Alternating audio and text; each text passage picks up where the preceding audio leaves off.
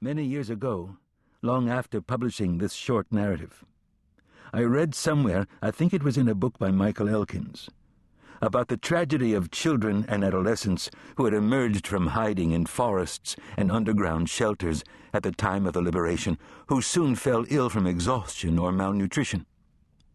Transported to various hospitals, they baffled doctors with their refusal to be fed, choosing instead to let themselves slip into death. This was their simple and heart-rending way of launching their own accusation at a so-called civilized society that had allowed people to stand by idly and betray the very humanity of mankind by remaining indifferent. The suicides of these children, like the murders of their parents, will never be forgiven. Elie Wiesel.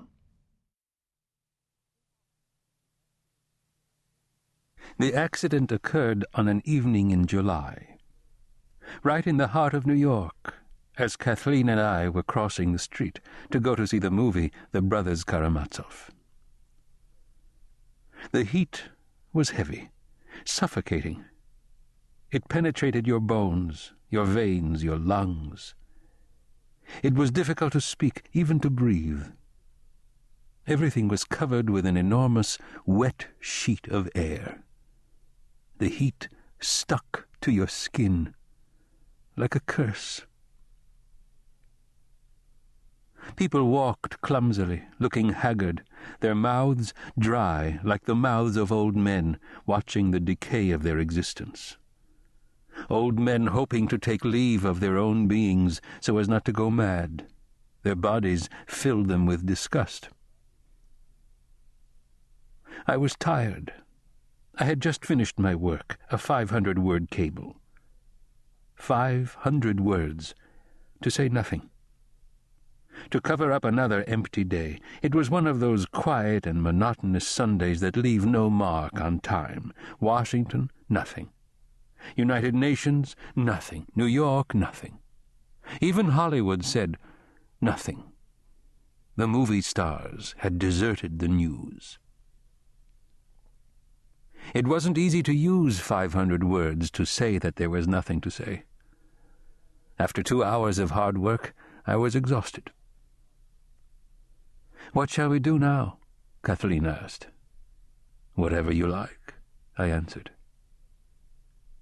We were on the corner of 45th Street, right in front of the Sheraton Astor. I felt stunned, heavy, a thick fog in my head.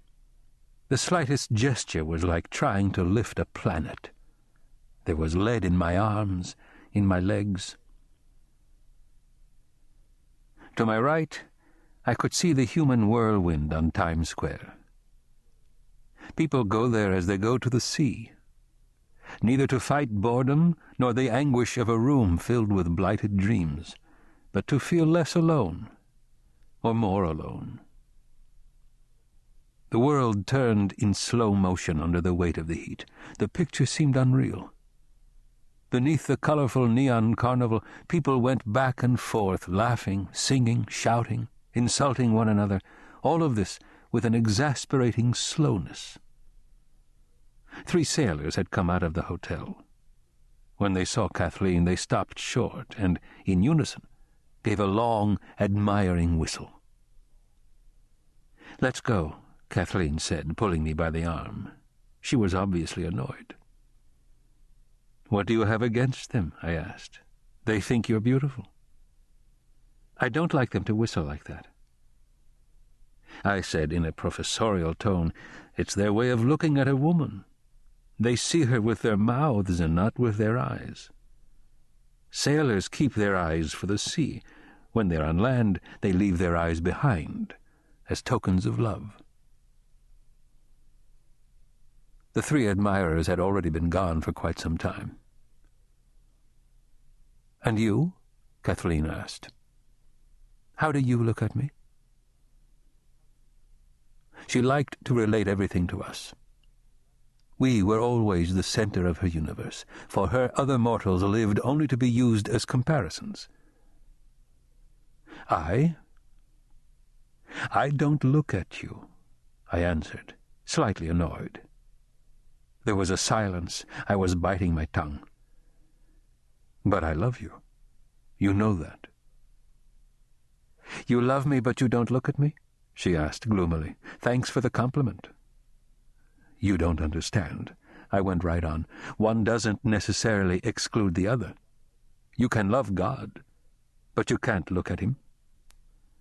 She seemed satisfied with this comparison. I would have to practice lying. "Whom do you look at when you love God?" she asked after a moment of silence. "Yourself. If man could contemplate the face of God, he would stop loving him. God needs love. He does not need understanding." "And you?" For Kathleen, even God was not so much a subject for discussion as a way to bring the conversation back to us. "I too," I lied. "I too, I need your love." We were still in the same spot. Why hadn't we moved? I don't know. Perhaps we were waiting for the accident. I'll have to learn to lie, I kept thinking, even for the short time I have left. To lie well, without blushing. Until then I had been lying much too badly. I was awkward. My face would betray me and I would start blushing. "What are we waiting for?" Kathleen was getting impatient. "Nothing," I said. I was lying without knowing it. We were waiting for the accident. "You still aren't hungry?"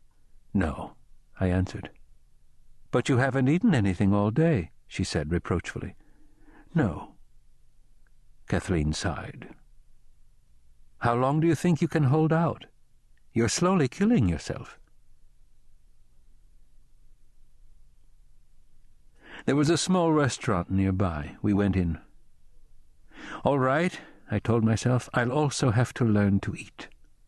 And to love. You can learn anything." 10 or 12 people sitting on high red stools were eating silently at the counter. Kathleen now found herself in the crossfire of their stares. She was beautiful. Her face, especially around the lips, showed the first signs of a fear that was waiting for a chance to turn into live suffering. I would have liked to tell her once more that I loved her. We ordered 2 hamburgers and 2 glasses of grapefruit juice. "Eat," Kathleen said, and she looked up at me pleadingly. I cut off a piece and lifted it to my mouth. The smell of blood turned my stomach. I felt like throwing up.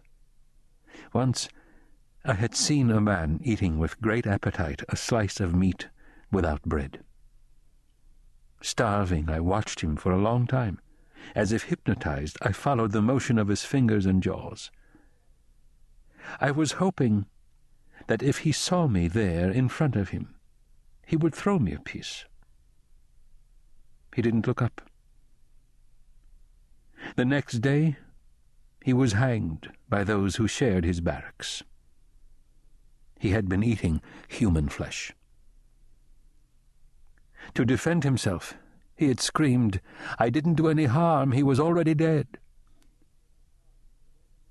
When I saw his body swinging in the latrine, I wondered, what if he had seen me? "Eat," Kathleen said. I swallowed some juice.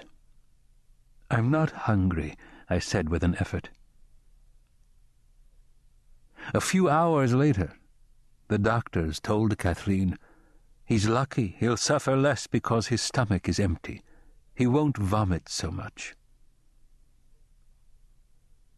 "Let's go," I told Kathleen as I turned to leave. I could feel it. Another minute there and I'd faint. I paid for the